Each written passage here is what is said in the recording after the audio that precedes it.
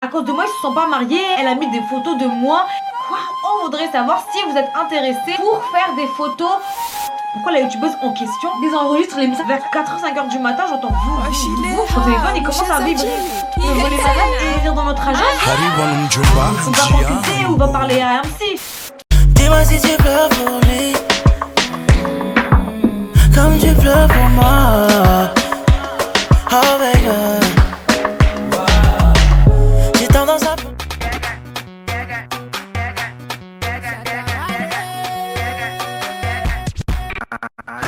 Hola! Aujourd'hui on se retrouve pour une nouvelle vidéo. On se retrouve pour une nouvelle story time de la série 5 jours, 5 story time. J'espère que vous l'avez suivi depuis le début. Si vous avez raté d'autres stories, n'hésitez pas à aller les regarder. C'est vraiment des histoires de fous. Donc sans plus tarder, on va passer...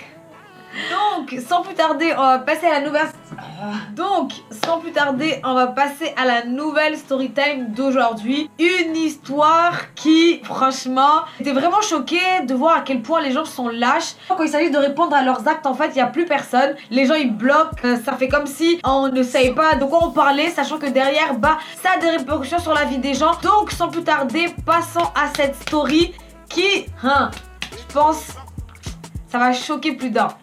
A tout de suite.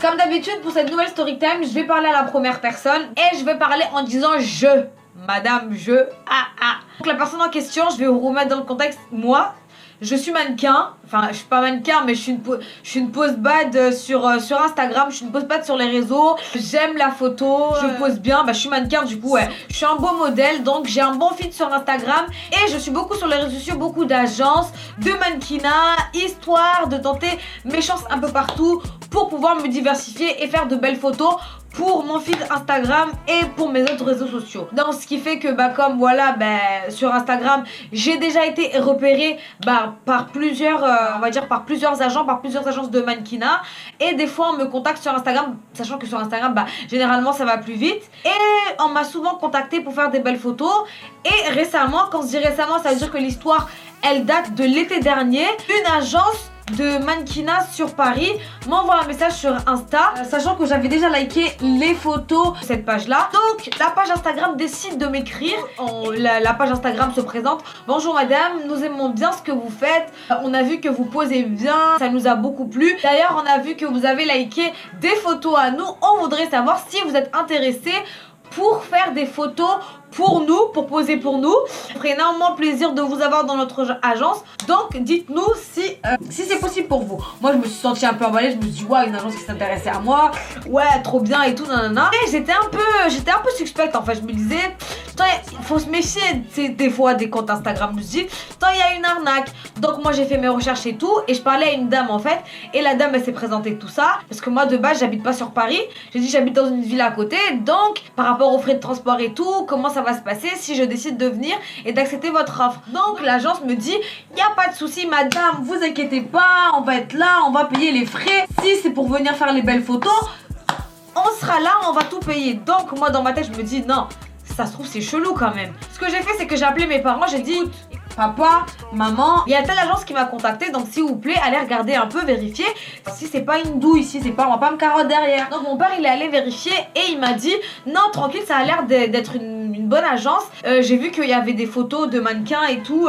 ça a l'air d'être une bonne référence, donc ouais tranquille, y a pas de souci, vas-y. Ce que j'ai fait c'est que bah du coup j'ai répondu à la dame vers 23h et tout, minuit, je lui ai dit eh ben pas de souci madame, y a pas de problème, on fera le shooting, moi ça m'intéresse et tout ça et tout ça. Je suis partie dormir. Et vers 4h-5h du matin, j'entends vous. Mon téléphone il commence à vibrer. Je vois plein de messages. Après, je savais pas ce que c'était. Je vois des centaines de messages. Mais voilà, 4h du matin, j'étais un peu perdue dans ma tête. Donc, j'ai pas répondu sur le coup. Ce que j'ai fait, c'est que bah, je me suis rendormie. Tu sais, quand tu te réveilles à 4h du matin, tu te rendors. Et vers 8h, là, je prends mon téléphone. Je sors mon téléphone. Et je vois en fait, c'était plein d'agences. C'était plein de messages de l'agence. Et je voyais des insultes en fait en passant en revue. J'étais choquée. Je me suis dit, waouh, pourquoi l'agence m'insulte en fait? Donc, ce qui fait que je suis partie sur Instagram du coup et j'ai regardé. Waouh, la dame m'avait envoyé des messages de ouf en m'insultant, en me disant ouais, sale conne, mais tu pensais quoi? Tu pensais vraiment que j'allais t'accepter dans mon agence, sachant que derrière tu m'as volé ma femme?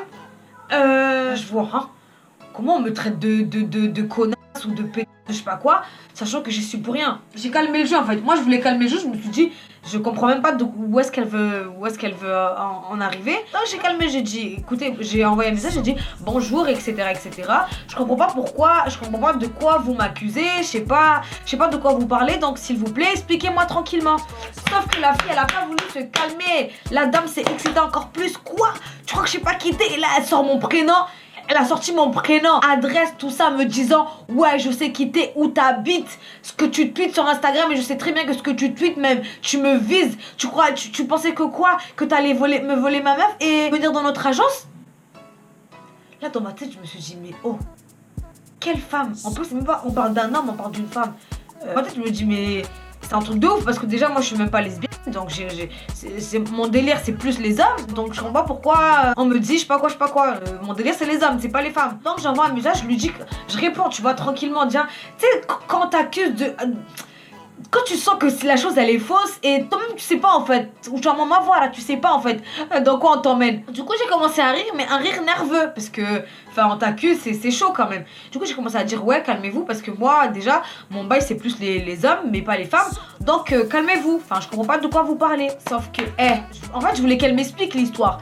Et là elle a commencé à me sortir l'histoire, mais enfin pas à m'expliquer entièrement, mais à me dire ouais, j'allais me marier et tout, et toi tu viens, tu niques mon couple et blablabla, j'ai vu toutes tes photos chez moi. Quoi? Donc en gros ça veut dire que la personne en question, la femme, ma femme, soi-disant ma femme, elle a des photos de moi chez elle. Je comprenais pas en fait. Je me suis remise en question, je me suis dit déjà, je suis sûre à 100% que j'aime pas les meufs, j'ai pas fréquenté de meufs, donc c'est quoi l'histoire? Donc ce que je lui dis c'est que je lui propose en fait de m'envoyer l'Instagram de la fille en question pour que j'aille guetter. Et là elle m'envoie l'Instagram et tout, et je me suis dit mais c'est pas, les deux personnes en question, j'ai jamais vu. Du coup, je décide d'aller sur l'Instagram de la personne. Donc, je vais sur l'Instagram de la personne, je vois la photo de profil et tout. Merde, je suis en train de cracher. Je vois la photo de profil de la personne et tout.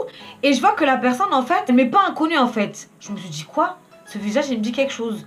J'ai réfléchi, je me suis dit, c'est pas un ami, c'est pas un collègue, mais son visage, il me dit quelque chose. J'ai réfléchi. Je me suis dit, tiens.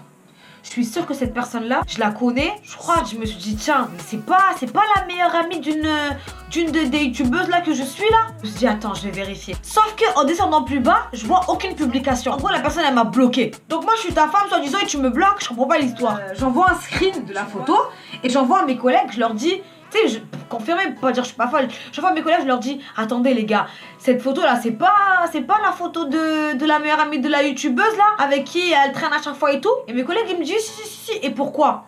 Et là j'ai dit inna lillahi, c'est quel genre d'histoire, dans quel bail on m'emporte encore. Du coup, j'ai décidé, ce que j'ai fait c'est que je savais pas quoi faire en fait, parce que je savais pas de quoi on m'accusait. Moi la fille je la connais même pas, je la connais ni d'Adam ni d'Ève. À quel moment, à quel honneur moi j'ai fait bouger, bisous, toucher avec elle même. Tu vois ce que je veux te dire? Donc je savais même pas. Du coup ce que j'ai fait c'est que j'ai décidé d'envoyer un message à la youtubeuse, parce que généralement elle répond assez vite sur Snapchat. Donc je lui envoie un message et je me suis dit non, tu sais quoi, vas-y, je vais pas écrire de mémo parce que je la connais pas, tu vois. C'est une meuf dark and busy et tout, on sait jamais. Ce qui fait que j'ai rédigé un pavé, j'écris vraiment un roman. J'ai écrit tout ce qui m'est, je lui ai décrit toute l'histoire et tout ce qui s'est passé, et j'attendais sa réponse. Sauf qu'en attendant, à un moment je vois le snap il a été ouvert, mais je vois pas de réponse. Le snap il est ouvert, mais la youtubeuse a ouvert mon message, mais m'a mis un lu. Donc je me suis dit c'est quel? Du coup je repars et tout, et je vois elle a enregistré. Je me suis dit tiens vas-y, elle a enregistré mon message, elle va revenir après pour me répondre. J'attends, un jour passe, elle répond pas. Du coup je décide de repartir dans la conversation, sauf que je vois que dans la conversation il y a plus rien, elle a désenregistré les messages. J'ai dit quoi? Pourquoi la youtubeuse en question désenregistre les messages comme ça de sa pote? J'ai dit non attends, ça c'est un complot ou quoi? C'est quel genre de bail? Ce que je fais c'est que je screen tout ça et j'envoie à la fille de l'agence et je lui dis écoutez madame, regardez, votre femme en question, enfin votre ex-femme, elle me répond pas, elle m'a bloqué, donc je comprends pas pourquoi. Et c'est une meilleure amie d'une des youtubeuses que je suis. J'ai parlé de l'histoire à la youtubeuse, mais elle aussi elle me répond pas, elle m'a laissé en vue. Sauf que 2 jours après je repars vérifier, la youtubeuse en question me bloque. Elle m'a bloqué aussi sur Snapchat. J'ai dit attends, mais là c'est chelou. Du coup je repars dire à la dame de l'agence, et la dame de l'agence, je pense qu'elle a commencé à voir un peu que sa copine en fait c'était une mytho un peu, et elle m'explique en gros l'histoire qu'elle a failli se marier avec la meilleure amie de la youtubeuse, mais qu'à cause de moi soi-disant, parce que la fille est partie dire que moi j'étais à l'origine de leur rupture et tout. À cause de moi ils se sont pas mariés. La fille elle a mis des photos de moi qu'elle a pris sur les réseaux sociaux. Elle a collé de partout. Elle a dit partout qu'elle était avec moi. Alors que moi là je la connais même pas. J'ai dit dans quelle histoire je me retrouve? De base, je devais aller faire des photos. Je me retrouve liée à des histoires de mariage avec des youtubeuses. C'est quel genre d'histoire? Ce que je fais, c'est que jusqu'à présent, la fille, elle a compris du coup que j'étais pour rien. Elle m'a fait ses excuses et tout. Mais, genre, quelques mois après, genre 4-5 mois après, je vois la youtubeuse, elle me débloque. Tu vois? Et jusqu'à maintenant, j'ai pas eu de réponse d'elle et j'ai pas cherché à comprendre. J'ai pas allé faire la lèche et lui dire ouais, pourquoi tu m'as pas répondu et tout. Mais j'ai pas eu de réponse d'elle. Donc, soit c'était un complot, la fille elle s'avère, elle protégeait sa pote. Soit je sais pas parce que je pourrais pas vous dire. Ce qu'il y a à retenir en fait, c'est que la fille elle me dit et moi après je donnerai mon avis sur l'histoire. La post bad Instagram concernée, elle me dit faut se méfier en fait de ce qu'on met sur les réseaux sociaux parce qu'aujourd'hui c'est vrai qu'on expose beaucoup nos vies. On est là, on poste tout ce qu'on fait, nanani nanana. Tout est enregistré. Aujourd'hui, tout ce que tu fais, on peut le retrouver, on peut le ressortir et demain ça peut nous porter préjudice. Faut grave faire attention parce qu'on est là, on dit ouais nanana. On peut dire ah. On l'interprète, on prend une photo de toi. Donc, faut grave faire attention. Et moi, ce que je pense, c'est que l'histoire, elle se serait passée. Franchement, moi, j'aurais pas lâché la youtubeuse en question. J'aurais pas lâché. Parce que pourquoi tu me fais des actions comme ça? Moi, je viens, tu me connais pas, tu vois. Je te raconte l'histoire et tout. Après, peut-être tu veux protéger ta pote.